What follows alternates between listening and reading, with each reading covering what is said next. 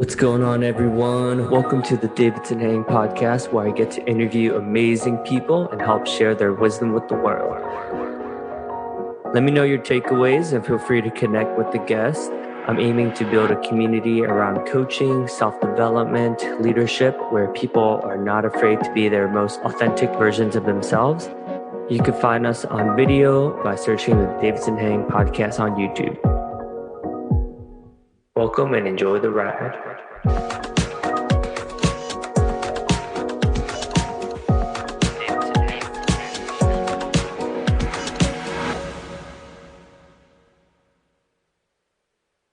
Hey, what's going on, listeners? Welcome to the Davidson podcast, and I'm excited to bring to you my personal financial coach slash advisor slash financial concierge, as you would call it. His name is Prem Itharat, and he's the founder of Pi Capital Management. Excited to have you here, Prem. I'm very glad to be here. Yeah.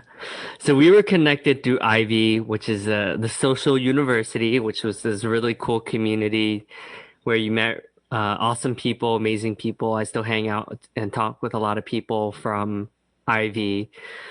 And great community. Learned a lot. Met a lot of interesting people that are normally who I wouldn't have. And shout out to Catherine Sue for connecting us. If you're listening, you're awesome. And yeah, thanks for connecting us. Yeah, it's funny how that works because you just kind of connect with people and you never know where anything goes. Yeah. Right? You could be like lifelong friends. I mean, we've gone hiking and things like that. And it could lead to business or it could lead to nothing. And it's just great meeting people. Yeah, Prem's a good guy. It's funny how we all sort of have our like preconceived notion. I don't know. It's interesting because sometimes when I meet people, I'm like, oh, I'm not sure. Like, You're just not sure. Yeah, you're just not really 100% sure, Yeah. you know? And then, I mean, I don't really go into any relationship having expectations or anything like that, but it's cool that we're both so passionate about working out and hiking and nature. And yeah, it's been fun. We've been on multiple hikes and it's great. Thanks for inviting me. Wow. Oh, absolutely.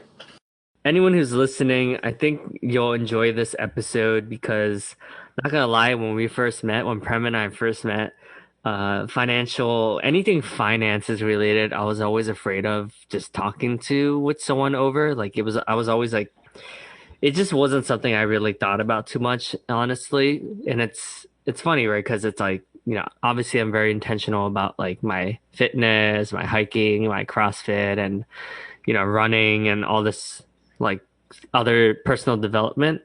But for some reason, finance is one of those things that I don't know, some people are just afraid of just talking about. And I was one of those people. And Prem really helped me just have like peace of mind and ease around the process. He's super nice. Like he doesn't make me feel judged or anything. Like I remember first going to him and I was like so scared. I was like, oh God, he's gonna think I'm like a freaking wreck or a mess. But if he thought it, he showed it. Like I couldn't tell that he was judging me. So thanks, man. No, not at all. A lot of people actually are similar. I think one, they're afraid of the word advisor, and that's why I kind of use coach. I feel like that's more of a partnership. But I think everyone thinks it's just them, right? Having some sort of issue, whether it be credit card debt or just not having saved enough for retirement. They think it's just them, but it's not. And it really doesn't matter. Wherever you are, you start from somewhere. And if you're not a numbers person, like you're really great at sales and other things, but a lot of people just don't want to deal with numbers and they don't understand them and they push them away. And that's something that I'm trying to break down with people is that you don't have to be afraid of it, but you can't ignore it either because ignoring it is just, it's not going to make it go away or it's not going to help you kind of get to where you need to be. So you're not alone. And I would urge people out there who just don't even know what to expect from an advisor or for someone who does this sort of for a living. And, my kind of background, I came back from the hedge fund world after having spent years in finance. And I just felt so unfulfilled with what I was doing, making good money for sure, but just wanted to help people one on one, and that's kind of where I landed. And that's where I started. Yeah, and I think some people think it can be like quite expensive. I know you offer like a lot of different services, right? Hmm. So, I do remember like, I mean, you were very patient. Like, I mean, just even paying off credit card, which is something so simple, but I felt like you helped me break through like layers, right? Like there were so many layers that it takes more than one call, obviously. Like we've been working together for over a year now, maybe 2 years. It's Been like a while, yeah. easy to It think. flies. It flies for sure. Yeah, so obviously like, we've gotten to a place where, I just bought my first home and and then you helped me save up for like an emergency fund, so that's going like an emergency rainy day fund, so that's helpful. And even just having a conversation about like you're like, hey, like yes, you can do all the self-development and buy all the books you want, but just plan for it, like just have a game plan. So that was helpful just because I haven't really like thought about it like that. So Yeah.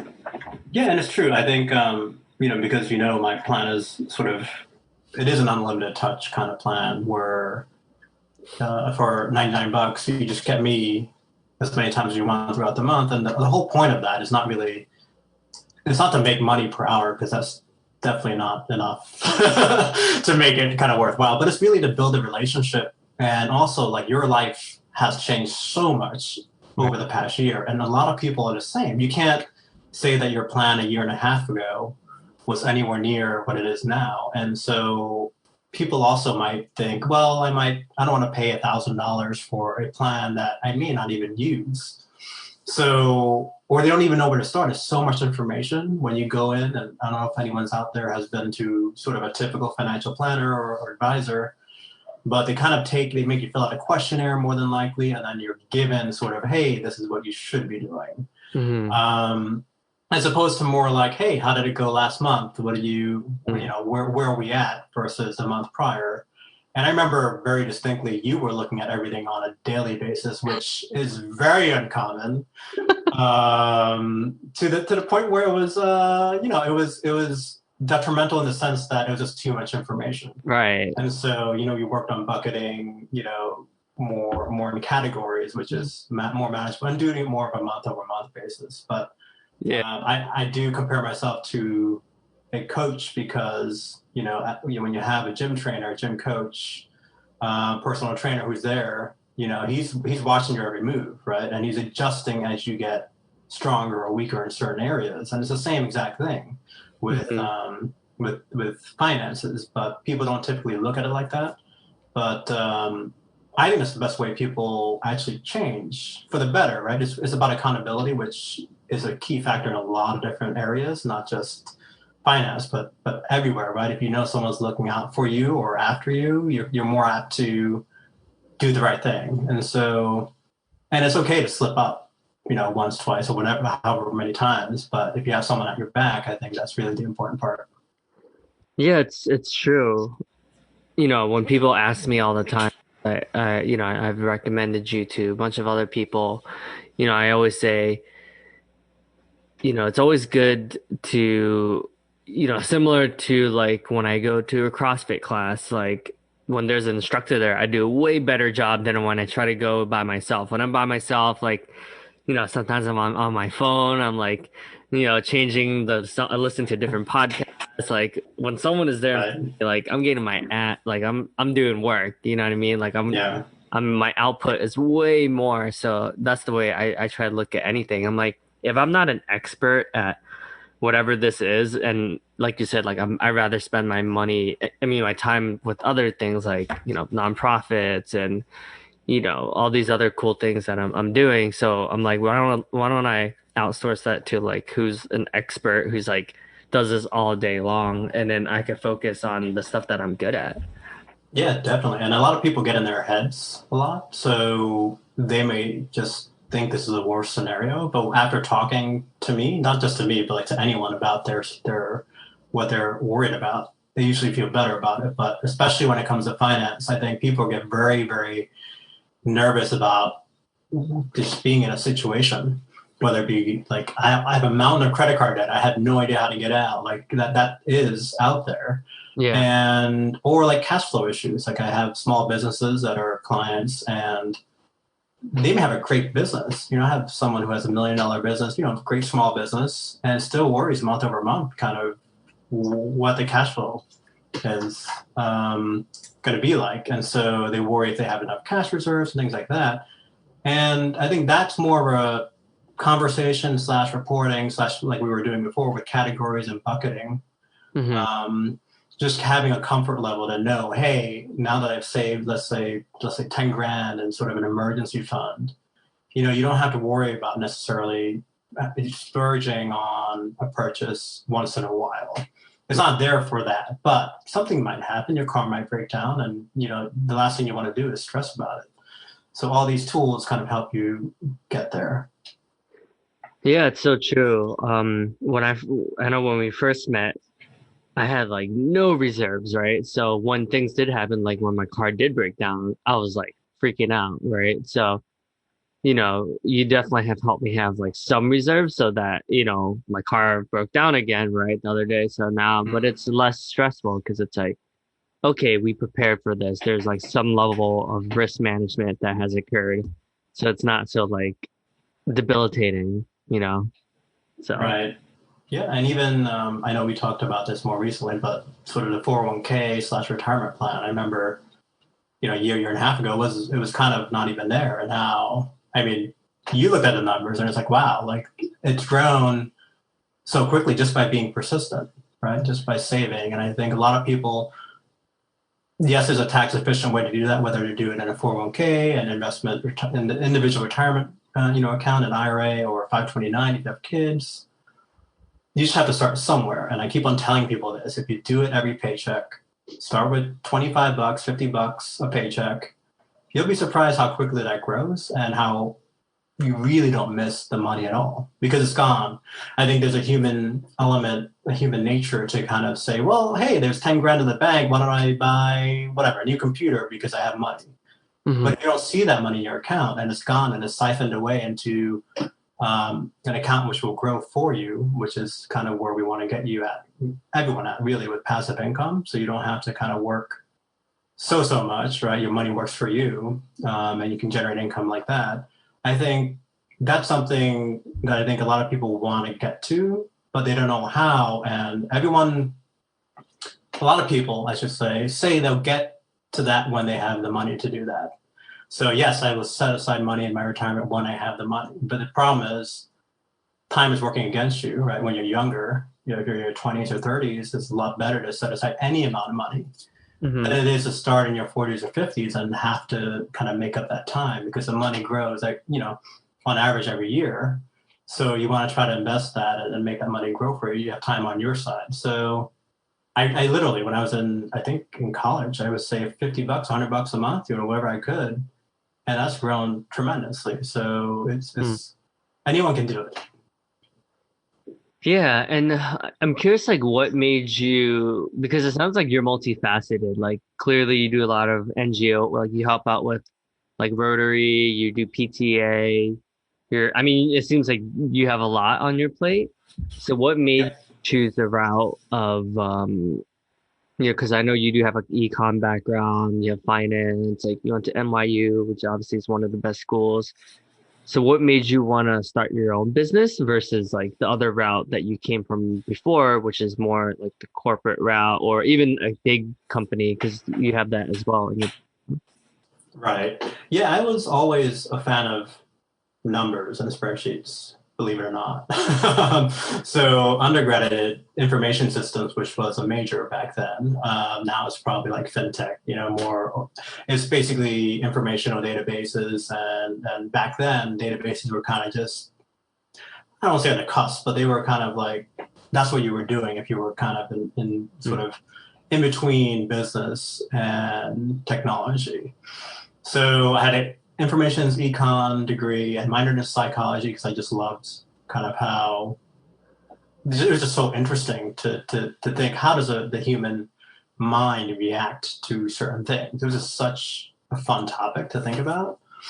And so I didn't have a traditional sort of a, investment banker or accounting background, and that's why I went back for my MBA 10 years later, and I got my MBA. But to answer your question, sort of when I got to the point where I felt like I was good with money, that I had saved enough to kind of not make it, not like be able to not work ever again, because that would kind of be the end game.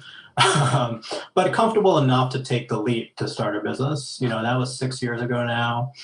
And actually, my interest in making an impact was the reason why. So, like, by wanting to impact individuals on an individual basis, one-on-one, working with people and seeing the actual change that happens when they're working with me, that was number one. And then all these other things that I wanted to do, all these community related activities, and donating my time to, now I'm the treasurer for the Rotary, the Greenwich Rotary. I was the co-president for the PTA. I had started a nonprofit myself. There's been a lot of different things, but I think a common theme is just giving back. Like, what can I share with people? And more recently, also, there's a Greenwich Young Professionals group, which I became president maybe 2 years ago. And then the new American Red Cross, they had a young patrons program in Westchester and Greenwich, which they just restarted early this year, which unfortunately with COVID, gets kind of stalled a little bit. Yeah. But, I've been involved in a lot of different things. And I think that to me is a lot more meaningful than going to a job from 8 to 6 or 7, whatever it might have been, and making good money. But, at the end of the day, what was it all for? And also having 3 kids at home, I think the work-life balance aspect really, really started to hit home. It was kind of like, what am I doing all this for if I get home and then all of a sudden my kids are, they're going to bed, what kind of quality time can I spend with them? And, not to make this too personal, but my dad, I love him to death, and he really provided for us, but he was a workaholic. And so he was working all the time. It didn't matter if it was Thanksgiving, Christmas, every holiday. He would be that guy who would take shifts because people didn't want them, because they wanted off. So whenever everyone wanted Christmas off, he'd be like, oh yeah, no problem, you can have it. But I don't think he really thought about his family too much in that respect, in terms of time. It was more, hey, what can I provide for my family in terms of resources and education? He was all about education. And so, like, education for me is a very, very big thing. And so, at the end of the day, if I can share my knowledge, especially with financial literacy, just getting people the basics, because I feel like a lot of people just don't have it, or they, you don't learn it in school. And if you don't have people around you who are into it or know of, different techniques, it kind of gets lost. And unfortunately, also, it gears towards the lower income people as well. Right. But also the working professional, people who work, make good money, still are not served until they have, I think, a certain amount of money. Because at some point, then they become, I don't want to say targets, that's kind of a harsh word, but they become economical for an advisor to seek out, because they start to bring in a certain amount of dollars for them. But for me, as you know, like, we started with nothing really, and we kind of built it up. And I really want people to feel that way as well. Like, they can start with negative balances even, right? With credit card debt and all that stuff. And it can still work out, and you can still build assets, and you shouldn't be afraid to do it. And, I think a lot of people, they need the personal approach, and that's kind of what, I think I really excel at, because that's who I'm just that person. I think I'm personable. You can be the judge of that, but I don't judge. Like, yes, I want what's in your best interest, but at the end of the day, I'll make recommendations based on your own ideas and your own risk tolerance and what you want to do. And ultimately, you decide what you want to do. And so I'll never make a decision for someone, but I'll present it in more of a quantitative way, a way that I know how to read, and, what makes sense on paper. But at the end of the day, it's up to you, the client.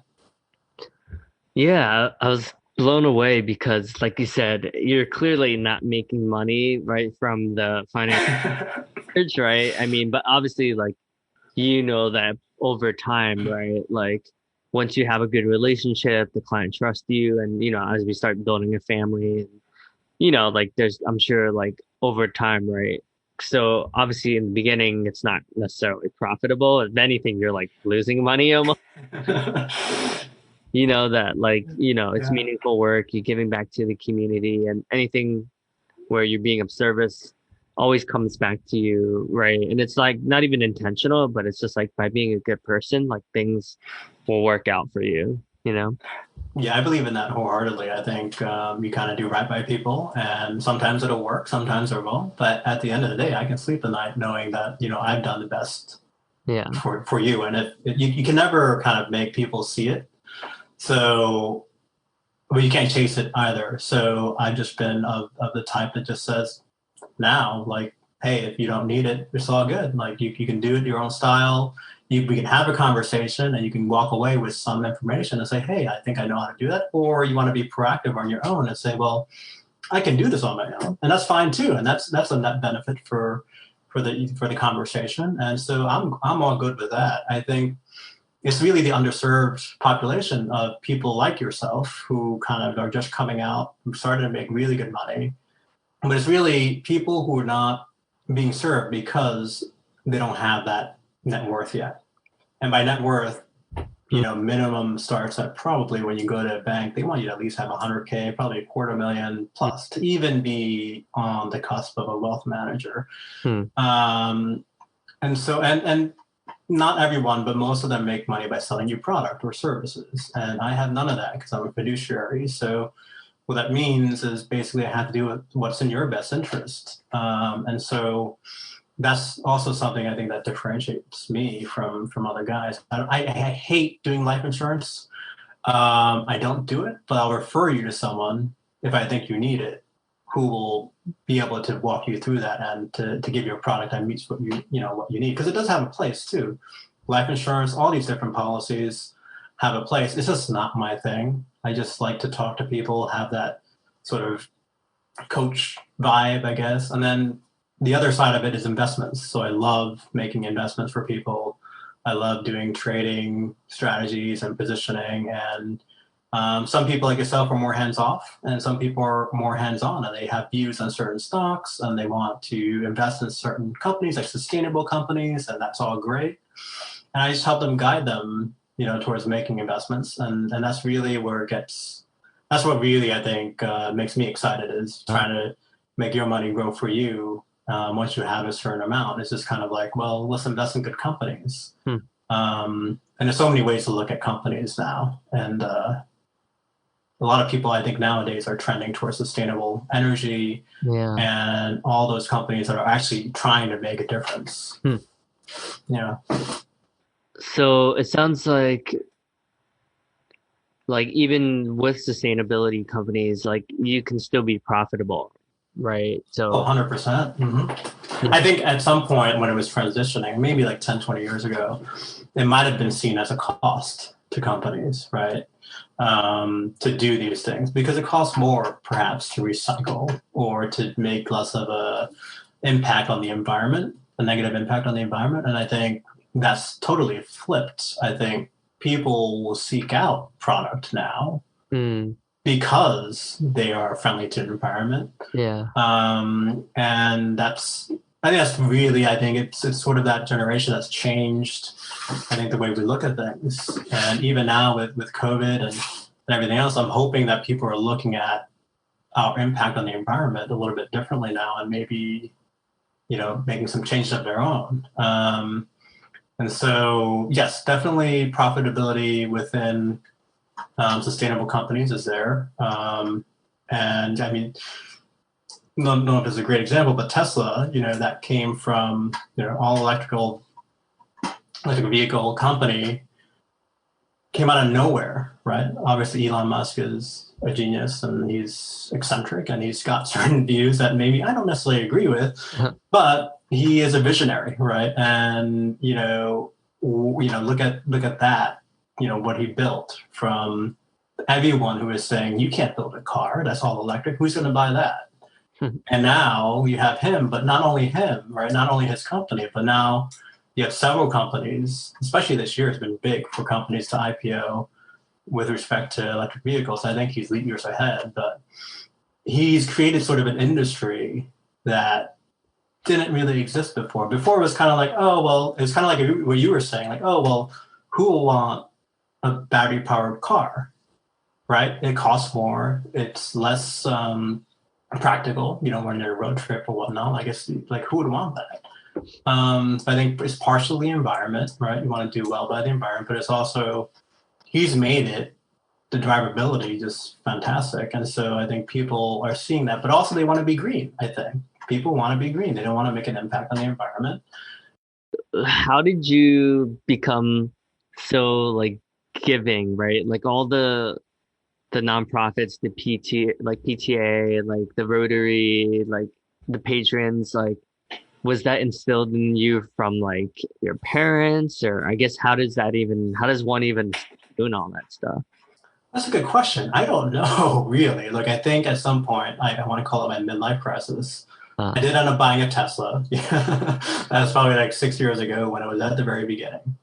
But it didn't start there. It was kind of like, okay, I'm going to do this because I can afford it and whatever. And then, I just got to a point at my job where it's like making good money, but I also saw like a ceiling to it. And I'm like, okay, well, I've always wanted to invest and trade and do things that would make an impact. And it started out with people, like individuals, and sharing my financial knowledge to people, and just really seeing, like yourself, like seeing the actual change that transpires over the course of a year plus.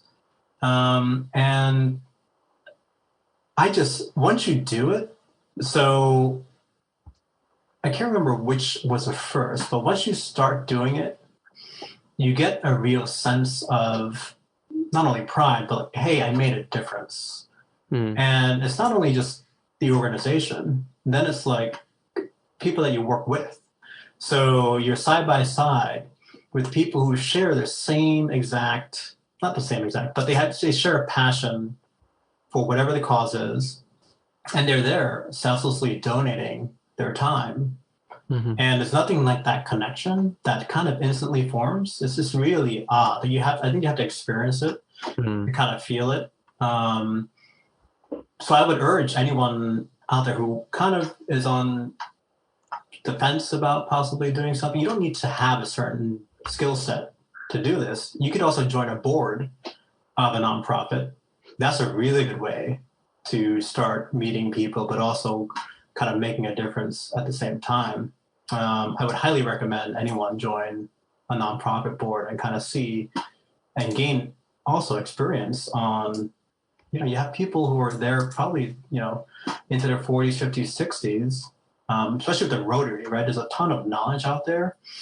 And you just get a perspective that's very, I guess, diverse, right? Because you have people coming from all over the place, but you congregate for a single cause, and um, it's a lot of fun, or can be. It can be a lot of work too. There's no doubt. But that's when you can cut back. The PTA was specifically because I wanted to make an impact on my community and my kids going to school there. And the things that I've since learned about the school board and how the school is run, and being able to kind of develop programming for my own, elementary school that actually makes an impact on all the kids there is huge. Like, it makes a really big difference, and that to me, I think, is worth more than anything. And so, I make a lot less than I used to make now, but I'm a ton happier, and I think a lot of people can get there. And not to kind of go back to passive income, but the way you can get there is you save up all this money, you supplement your income with money that's working for you, and once you have that, you can take less of a income from a job, or you can work part time, or you can start, instead of going for a private company, you can work for a nonprofit, which will more than more than not probably pay less, right? And Right. so I want people to kind of get that sense that they could do the same thing. You can share how much you want about like your father, but why do you think there are parents that, prioritize, let's just say, providing for their kids. Because after a certain point, it's like enough, right? Like, was he like really? I don't know. I'm not sure if it's like the old school Asian mentality. Like, sometimes there's that like scarcity mindset where like they're just like trying to make up. You know what I mean? So I don't know what it is, but it does seem that there are a lot of parents that it's like, well, how much is enough? Like, I'm sure there was enough, right? Yeah, I mean, I think initially, he came from Thailand back in the 70s, and he says, and I believe him, but I don't know. Like he used to like walk or bike 5, 10 miles to school every day, and wake up at the crack of dawn and study. And you know, over there, you get tested into schools, right? So he had to do really well to get tested into a top tier medical school, and then he came here with the $500 in his pocket, is what he tells me. And he always says the journey of 1,000 steps starts from one, or something to that extent. And I think maybe it's something that he didn't have the money. Like he didn't have the money, and so a lot of people get very personal about that. It's very psychological. Well, now I need to have a safety net. I need to have X amount of dollars in the bank, and maybe that kind of transcribed into I can take care of my family if I can provide them with anything they wanted. And education was really his primary goal of providing for us, which he did, and super thankful for all that. And he's always very generous. And so, but maybe that was measurable. Maybe he just felt comfortable doing it. Like maybe it's something that like even I see myself too. Like I don't know if I'm like the best dad. Like I'm not like going to be super cuddly with all my kids at all the time. Like what I mean? Like there's certain attributes that I think certain people are better for. I think for my dad, it was he knew he could make money. And he knew he just had to spend another hour at work or another day at work. And that was his way, I think, of showing us that he really loved us. I don't know if that just came off. Like I don't know. It just came out of my mouth. But I think that's probably part of it. Not that he didn't want to spend time with us, but I felt like he's always been under this pressure to provide, and that could have been instilled from his parents and his siblings and such. But I really do appreciate. I probably didn't appreciate when I was back in high school or even early days of college, but I certainly appreciate it now, and so. I think I learned the work-life balance from him because he was so extreme on one side, and I don't fault him for that at all. But at the same time, I think I'm like, well, if I work every day and make great money and I don't travel, I don't do this or that, then what is it all for? Because at the end of the day, you can't go with it, right? So that's something that I think a lot of people have very different opinions on. What is enough? What is enough? And I think a lot of people making less money, like lower income people, are happy. Like they're happy. They're not, yes, they might be struggling, but they might be happier than someone making 10 times what they're making. And so it's really not about the money. Money helps for sure. And I think some sort of baseline helps, and certain things help, like having basic healthcare and things that you shouldn't have to worry about, like having a home and food on the table, things like that. Everyone needs, and probably everyone should have a vacation once in a while. But I think it's perspective. I think you have to think about. I've gone to I don't know how many just random from Ivy and others speakers and presentations. But I remember one. It was probably last year where it's basically happiness is what you make of it. It's how you frame your life. Like you could have the same exact life, but think of it differently, and you could be really happy. And so that's why to me, money is not at the top of the list. Yes, I do need it. And I probably need it a little bit more than in the past because I'm making a lot less, but I think it's not necessary to make such a large amount of money. Um, and so if you do make a large amount of money, I would urge people to not try not to kind of upgrade your life, but start thinking about saving and investing first, and then kind of get the bigger house or apartment or get that car that you wanted. Start by making the money work for you while you have sort of the income to do that.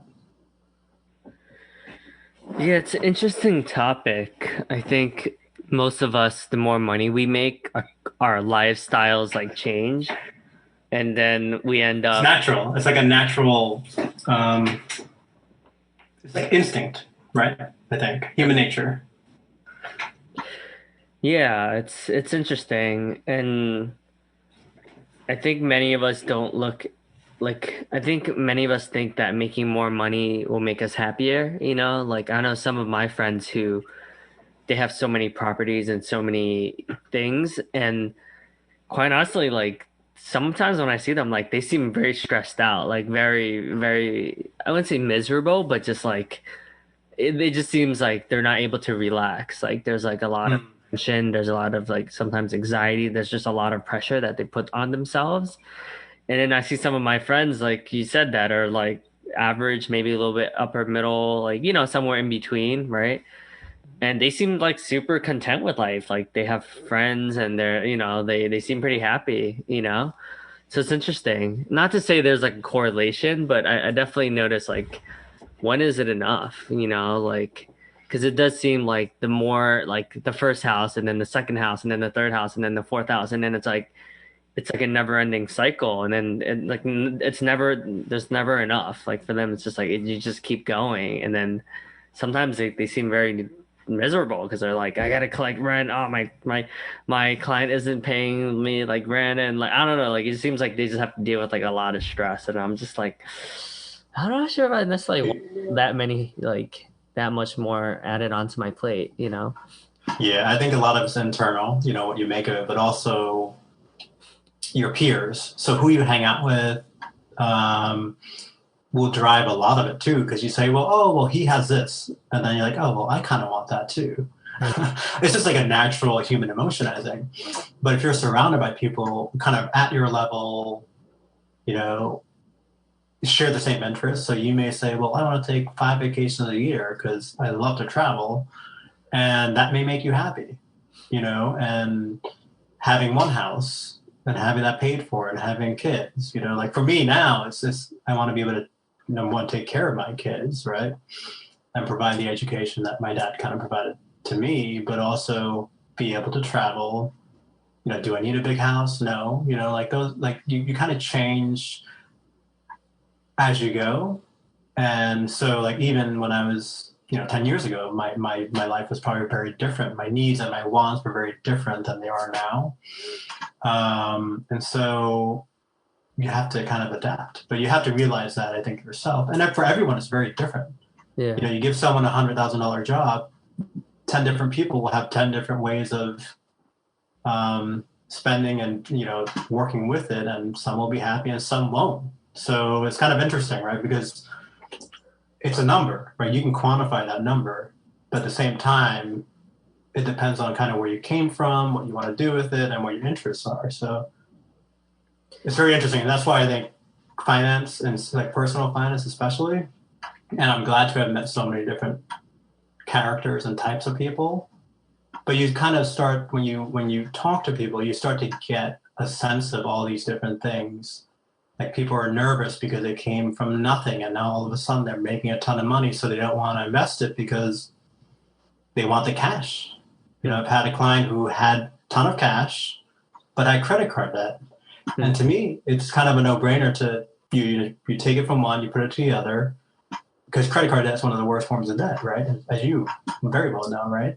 And so, yeah, Yeah, I remember you really like helped me understand that because I think like conceptually sometimes like yes, like you can get it conceptually, but then like I don't know. I think something I don't know why, but maybe it was like your patience, but it definitely like soaked in where I was like, "Oh wow." Like yeah, like that's a lot. Like I think Yeah. it was like $115 I was paying like every month just because I carried a balance. And like I don't know, for some reason like I didn't really like understand that really because I just didn't really pay attention. I was kind of just like, yeah, I'll just pay it, but I didn't really like read the details and stuff like that. But then now I'm like, I try not to carry any balance because like we're Yeah. like it's a pretty big premium you're paying for that.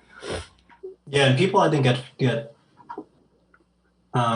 confused by the minimum payment. The whole minimum payment by credit cards is, I think, very misleading because yeah, you can pay $100 a month for, and they have to write it down now. Like you can read it. It'll say, oh, you pay $100 for the next 27 years, to pay off a debt of a couple grand.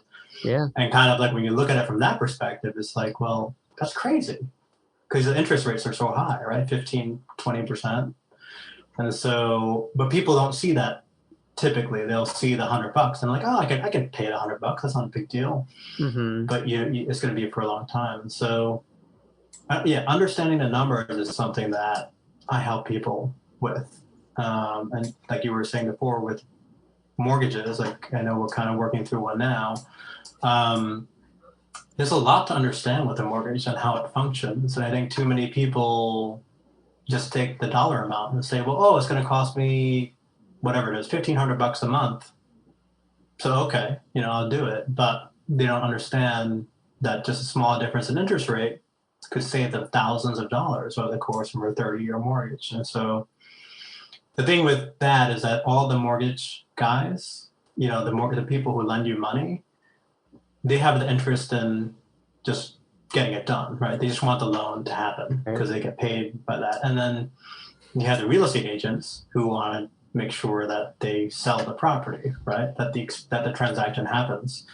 And so when you have those, you don't have an advocate for you, right? You have someone who wants you to do the transaction. You have someone else who wants to loan you the money to make that happen.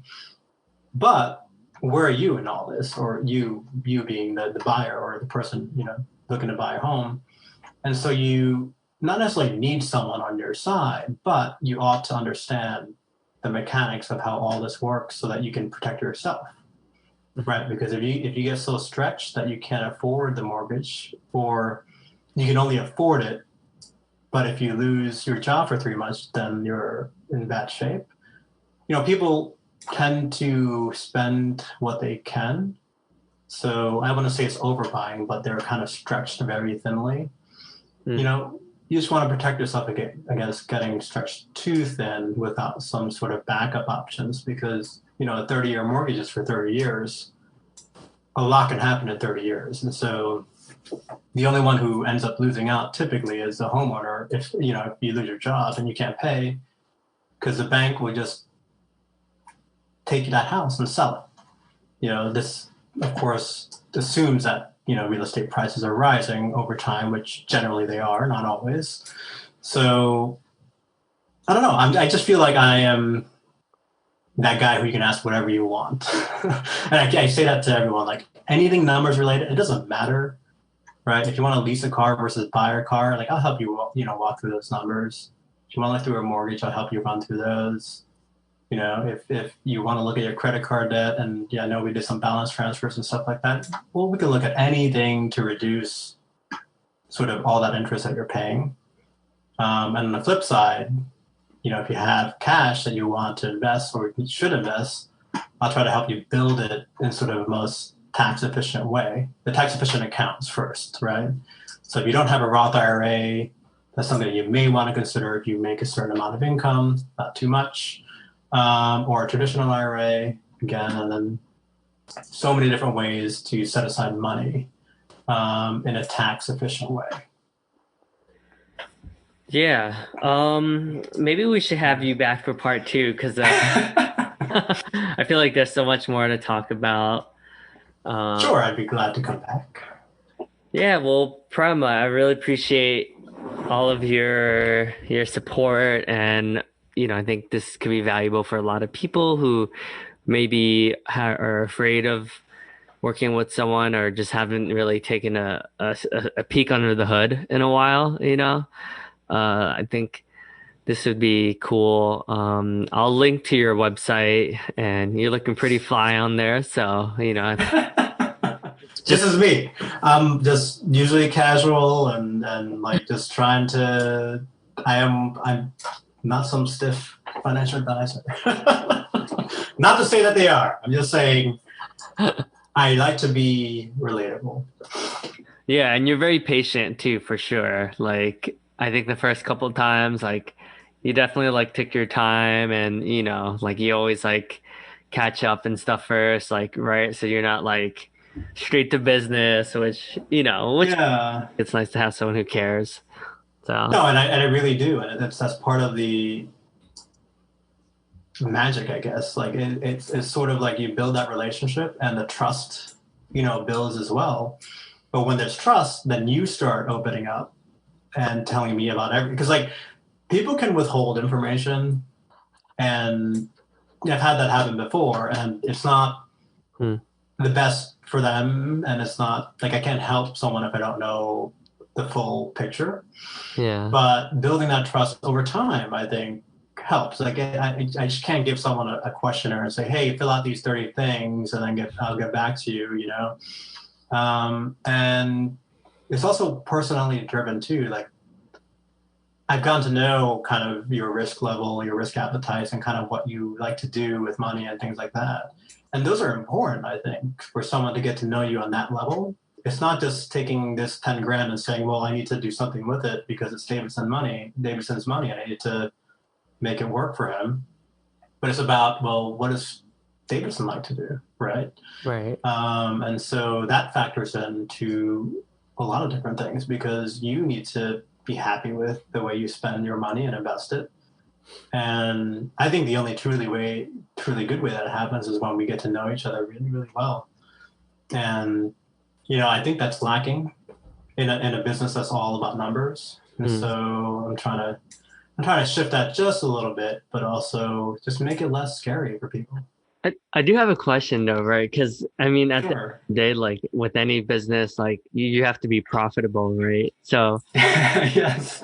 like this model right now, to be quite frank, is like profitable initially. I guess like is the goal kind of like, well, long term, like obviously it'll be profitable, and maybe in the beginning it's maybe not as green, but like over time, it'll be worth the investment, quote unquote. Right. Yeah. So the whole unlimited model, which is like the financial coaching concierge model, can be challenging, but at the same time, it's meant to be accessible. Right. I want everyone to be able to do this, and people spend money on a lot of other things that are not. I used to buy Starbucks all the time. I do still go to Starbucks, but think about someone who's going 5 times a week. That pays for this. That's $25 a week, $100 a month, and it's not that it's not profitable because I'm not really paying myself. That makes like I don't charge myself the business money for my time because it's my business. Right. So the idea is really to just make it accessible to everyone. And over time, if I get 100 of people like you, it'll 100% pay for itself, right? The whole goal is once people know also what they're doing, or they get a comfort level, the coaching service is actually free after a certain time period because your assets are at a certain level that I can say, well, you know what? I'm making money off of those investments now, making money on your behalf, that I can do this sort of as a differentiating factor that Mhm. I don't think a lot of other advisors will do. So the whole thing is, yes, is it worth, it's sort of like I'm paying for that now, in the short run. But fast forward 5 years from now, when let's say, just making up a number here, you have 250,000 in the bank, Uh-huh. like then, and hopefully it's with me. It may not be, but hopefully it's with me, and I'm investing it on your behalf. Then I can make money on that, and you'll make money off of that as well. But then it becomes like, hey, well, I'm glad I kind of stuck with it, and I think there are a lot of people who share this sort of partnership method where they know someone's got their back, even when they have nothing, possibly. that I think it'll open up enough doors that you are probably a prime example of someone making good money now and a good networker, which is always great. But this $100 a month is really not like it's just kind of like a placeholder, I call it. It's really to just give me sort of bare bones. But I also enjoy talking to people, and I enjoy like this is work, but it's also kind of like, well, let's see what Davidson's up to this month. Like it's nice to hear from you, and it's really I know we do stuff in between, but it's really nice to hear from people and to see what they're up to, but also to gauge. It's sort of like a checkbox, like a checkpoint. Sorry, a checkpoint. So like every month, I can check in and say, well, where are you now versus where were you last month? And that's really, I think, key to all of this is like you need someone who's there who says, well, you're slacking off on saving on whatever, or paying down your credit card debt, or I thought we talked about your 401k balance being X amount, but you haven't put in that much. It's the month to month thing that I think really makes a big difference. But yeah, if I were to charge for my time, it would it would be negative. But because it is my own business and I can do it without sort of the pressure of necessarily getting X amount of clients a month or whatever, I can spend more time with each client, but also really get to know each client. And over the long run, I'm pretty confident it'll pay off. Like I'm looking 5, 10 years down from now. I'm not looking at, next year. And I'm hoping again that there are many people who share the same thought where it's like, hey, let's just give them a shot. Let's try it. And it's not for everyone, not everyone's going to like doing this, but I think more often than not, people will kind of get a sense for it as they do it. And they'll say, well, yeah, it's worth that $100 a month. Like, Yeah.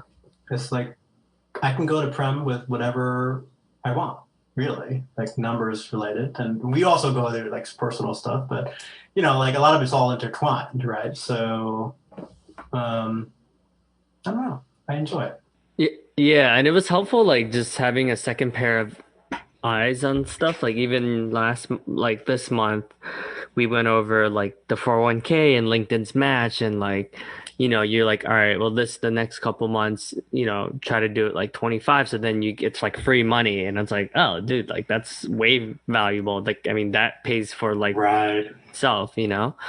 So yeah, just like little things like that. It's like, I don't really necessarily like quote unquote have the time to read the fine print, but like if I have you, then it's like, okay, let's dedicate this time every month where like, we're making progress towards something. So it's good just to have that like the accountability. So Yeah, absolutely. All these little things that you have, like the 401k match, but also, when we talk about, and I had this discussion earlier with a friend, like even healthcare dollars, FSA dollars, like I know it's small, but those are pre-tax dollars that you can set aside. And if you're going to spend like on LASIK, like which you've had, but some people haven't, or they have an upcoming procedure, or they spend on contact lenses.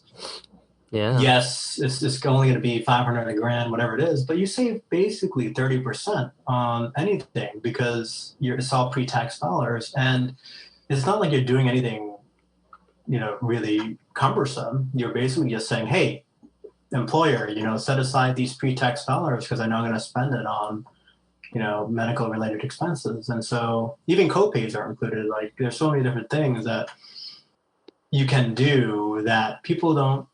It's not very interesting, I'll be honest. Like no one likes to read through all these things, but I happen to have gone through all of these things. And with personal finance, since I was in college or even earlier, I just had an affinity towards it. And so I read about Roth IRAs when I was 18, 19, I'm sure, and started setting aside dollars then. And those are retirement dollars that are never taxed, and so that can go to whatever it may be, and there's no tax on that. And so even structurally, you just do something and you can make a very big difference despite just, saving the same amount of money. So I just want to make sure people are covered, but too many people, I think, they just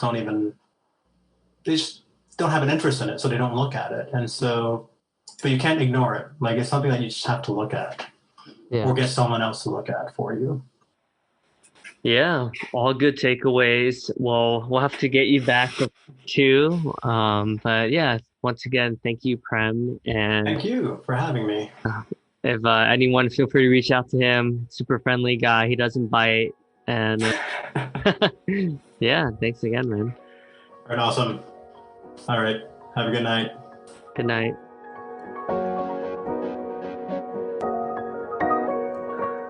Well, that's it, folks. Hope you enjoyed this episode. Please subscribe and let me know what your thoughts are. If there were any takeaways, I welcome all positive and constructive feedback and hope you enjoy.